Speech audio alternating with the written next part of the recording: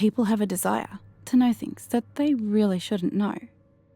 I think it's part of being human to knowingly seek out information that normally would be unavailable, no matter the cost. I don't condemn or condone this behaviour.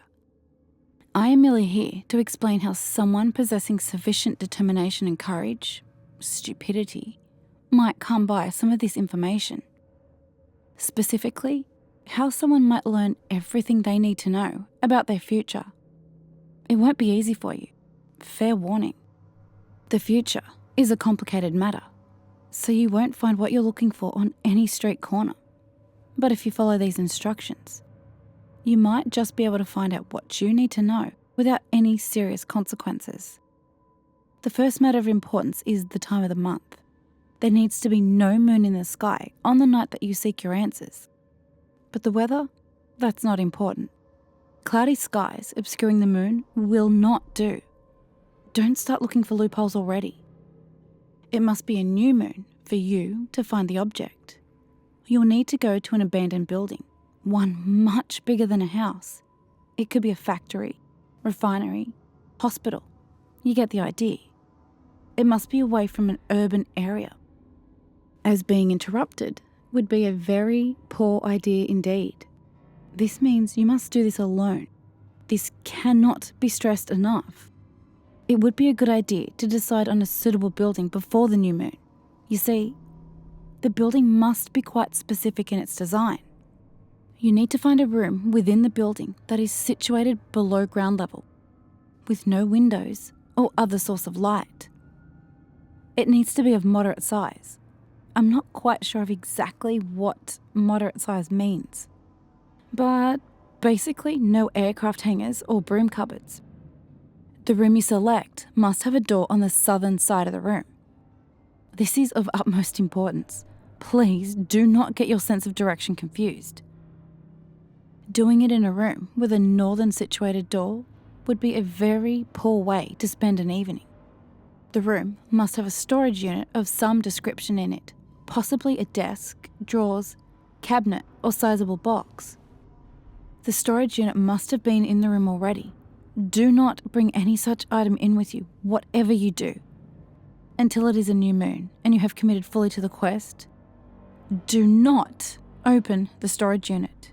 If you do, you'll not find what you're seeking.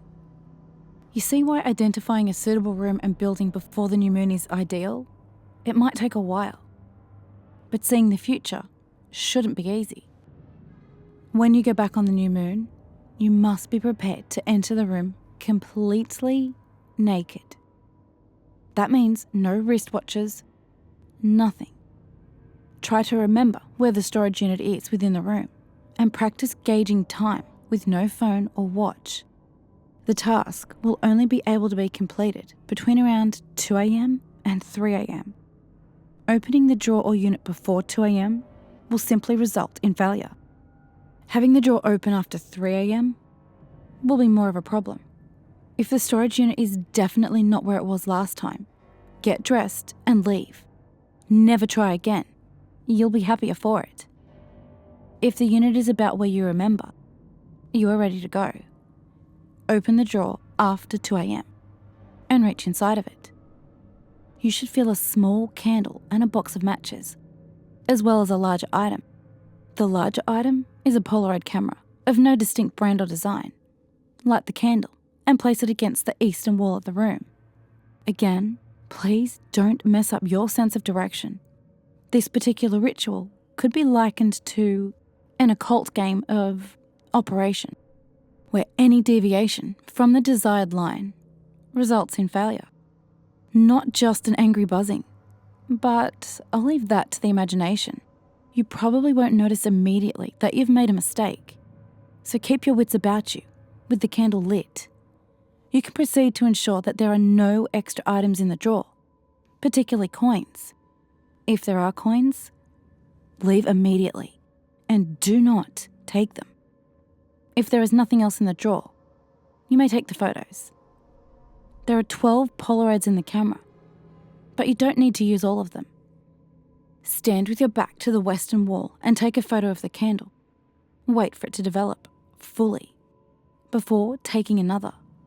This rule applies to each photo you take. Despite the lack of light, the Polaroid should develop quickly. You will notice immediately that the photo is not of a candle.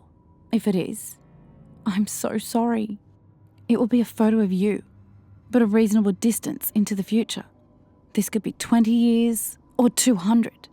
It really depends. So don't be too concerned if you see a crumbling tombstone. That will be most of us in 200 years, unless you place the candle against the western wall. This is where the quest becomes interesting. You may use as many or as few Polaroids as you like to find your answers. Each photo you take will be closer to the present time, but the time difference between photos will be random. They may show your future house or car in the background. They may show your future wife or children. The most important thing here is to keep count. You do not want to use the last Polaroid, no matter what. Trust me. There are many ways to grant eternal suffering from this quest, but by far the worst is using the last Polaroid. Using the last Polaroid will invite an entity into your world that is as old as time itself. It may not kill you immediately. In fact, it may never lay a hand on you. It will, however, ensure the most horrific suffering you can imagine. That could mean watching everyone you love be flayed alive every day for all existence. Maybe it will possess you and let you watch it do horrible things. This is not an entity that you want to have tea and biscuits with. With that in mind, most people use 5 or 6, get a few answers and leave. The daring ones use 11. I appreciate their bravery and concentration. Care should be taken to look at each photo carefully. If there are any obscure shapes hiding in the background, it's time to conclude your quest. If each photo is of the same tombstone, it may not be worth continuing unless you can see the inscribed date. Wouldn't want it to be too soon, particularly if you're not 100% confident of all the previous steps being completed correctly. If you use less than 11 Polaroids and the photos all are devoid of peculiar shapes, good on you, you are done now. Just make sure you conclude your quest before 3 a.m. Place the camera and all the Polaroids back in the drawer. Blow out the candle and place it in the drawer too.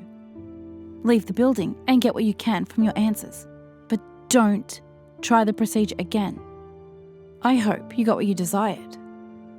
If you used 11 Polaroids, I have an apology to make.